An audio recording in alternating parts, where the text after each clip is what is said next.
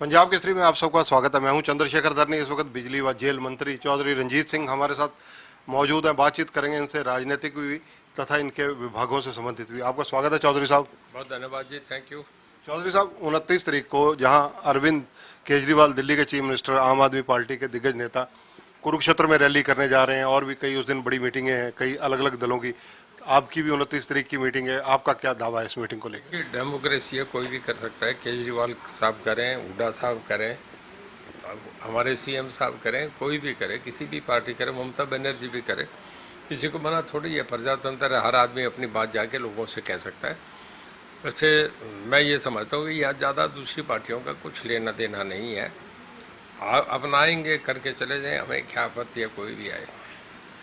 सिरसा जिले में जिस प्रकार से आप पब्लिक मीटिंग करने जा रहे हैं, कहीं ना कहीं वहाँ अगर सत्ता पक्ष की बात की जाए तो बीजेपी का मतलब बहुत ज़्यादा आधार नहीं रहा है अतीत में। एमपी जरूर उनके हैं, तो इस सारी स्थिति के अंदर आपके लिए, क्योंकि आप इंडिपेंडेंट एमएलए हैं, मंत्री हैं हरियाणा सरकार में, आपके लिए चुनौती बढ़ जाती है। देखिए, ना तो सीएम साहब मुझे अलग मानते, ना मैं सीएम साहब को अलग मानता। हम एक इंडिपेंडेंट है, ठीक है, टेक्निकली मैं मेंबर नहीं हो सकता, पर अब भी तो आपसे कहता हूँ कि ज़बरदस्त रैली होगी। मेरे मेरे भारतीय जनता पार्टी में कोई फ़र्क नहीं है, पूरा जोर लगाऊंगा। और रैली पहले भी खारिया में करी थी, हमारी रैली रिकॉर्ड रैली होगी, बता दिया उससे। चौधरी साहब, जिस प्रकार से इंडिपेंडेंट एमएलए की बात की जाए, आजकल उनकी गतिविधियां काफ़ी बढ़ी हुई हैं। ब्रेकफास्ट, लंच, डिनर जगह जगह देखे जाते हैं कि हफ्ते में एक आधा तो प्रोग्राम होता ही है।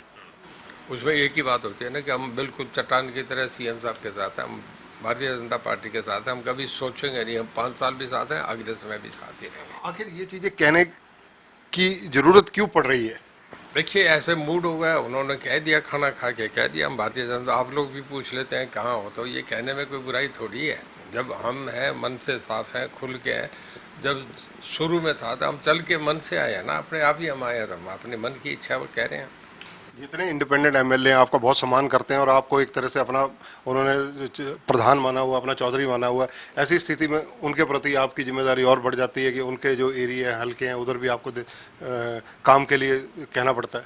हमारे छोटे भाई हैं, मैं उनका बहुत सम्मान करता हूँ। कभी भी कोई काम कहता है मैं 1 मिनट नहीं लगाता, साथ के साथ करता हूँ। ये नहीं, इसके अलावा दूसरे भी कोई कहें, कोई भी, जो एक गठबंधन है हमारा, भाजपा, जेजेपी और इंडिपेंडेंस, तो जेजेपी भी कहे, भाजपा भी कहे, मैं मेरे ख्याल में सबसे ज़्यादा अटेंड करने का काम करता हूँ। कोई भी आया साथ के साथ, और हमारा कहने के बाद इमीडिएट काम होते हैं, फटाफट जाते हैं।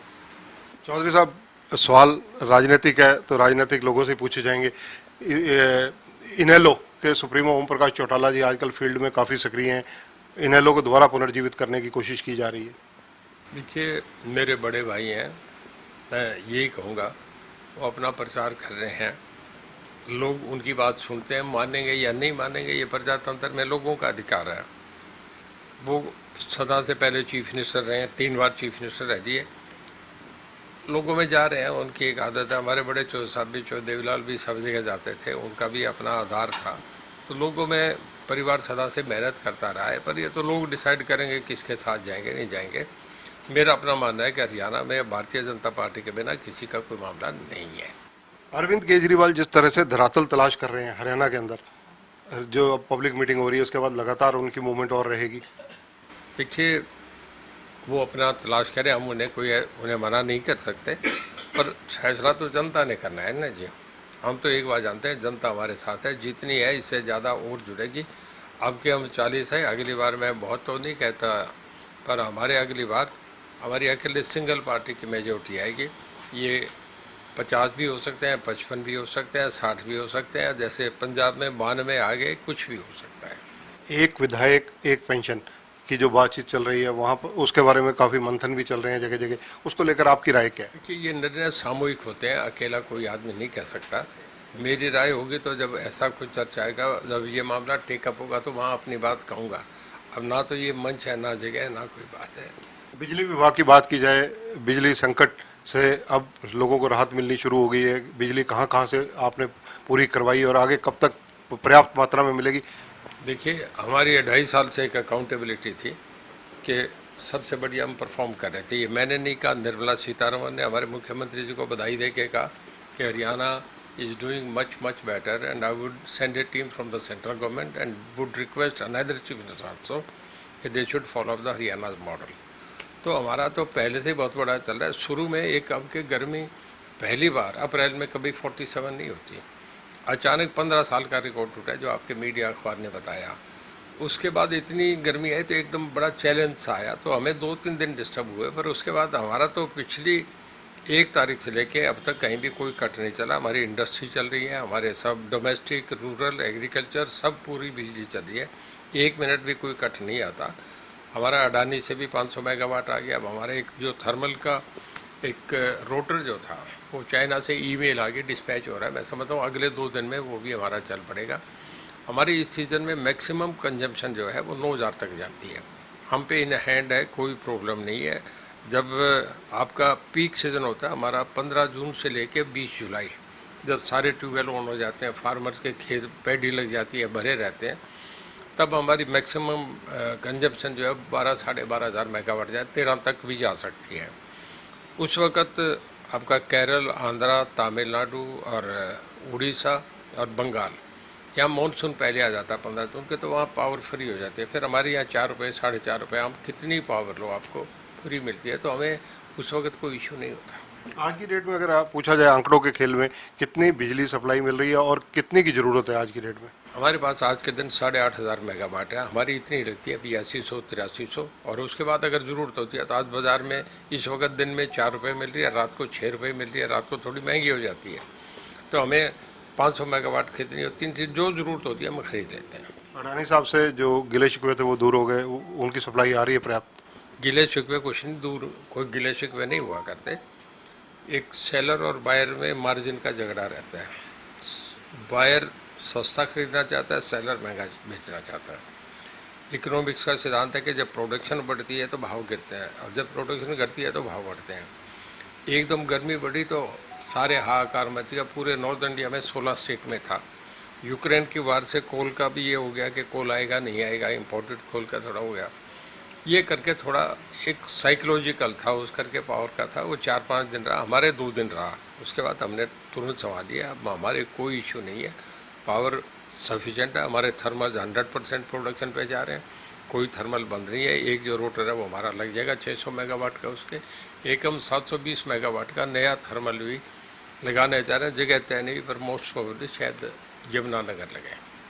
यानी बिजली के मामले में हरियाणा को आत्मनिर्भर करने के लिए गंभीरता से सोचा जा रहा है। आत्मनिर्भर है, आप समझ में, 2.5 साल से हमें क्रेडिट हमें मिल रहा है। देखिए हमारी डिस्कॉम की 41 कंपनीज हैं पूरे देश में, हम 15वें-17वें नंबर पे थे। आज हम 15-17 से उठ के 5 और 7 पे चले गए। पहली 4 कंपनी गुजरात की है, गुजरात के बाद अगर स्टेट वाइज लें तो हम नंबर 2 है। नंबर 2 लाइन लो जो था हमारा, जब कांग्रेस से हमने टेक ओवर करा तो 31.17 था। आज हमारा लाइन लो 13.5% से भी कम है, 13.46 है, 13.46 है।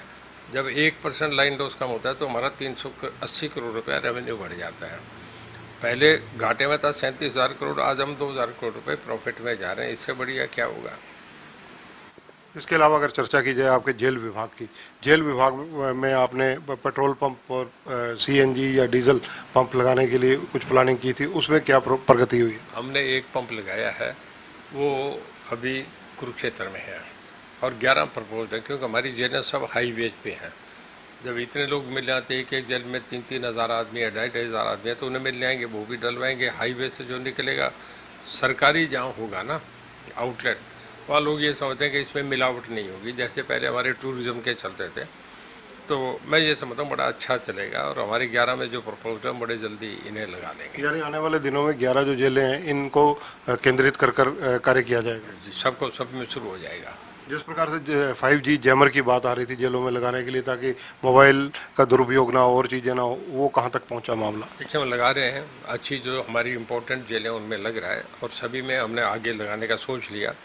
रोहतक में हम एक जेल बना रहे हैं, वो हाई लेवल सिक्योरिटी जेल होगी, पूरे इंडिया में एक मॉडल होगा। 19.5 एकड़ में जगह दे दी, उसमें मतलब दीवारें डबल करके उसे उठा के बनाएंगे। उसके लिए टेंडर भी हो गया, और मेरे ख्याल में देश में ऐसी जेल नहीं होगी जो बनाने चाह रहे, एक मॉडल है वो बन रहे, जिसमें जितने टॉप आपके हार्ड क्रिमिनल्स हैं, जितने गैंगस्टर्स हैं, सब उस जेल में रहेंगे, हम उसमें रखेंगे। धन्यवाद। तो ये हैं चौधरी रंजीत सिंह, हरियाणा के बिजली व जेल मंत्री हैं, सहज व सरल स्वभाव के हैं, वो किसी बात को छुपाते नहीं और दो टूक अपनी बातों का जवाब भी देते हैं।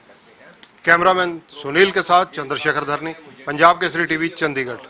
हमसे जुड़े रहने के लिए हमारे YouTube चैनल को सब्सक्राइब करें और नई वीडियो की नोटिफिकेशन के लिए बेल आइकॉन को दबाएं। अगर आप ये वीडियो Facebook पर देख रहे हैं तो लाइक जरूर करें और ज्यादा से ज्यादा शेयर करें। धन्यवाद।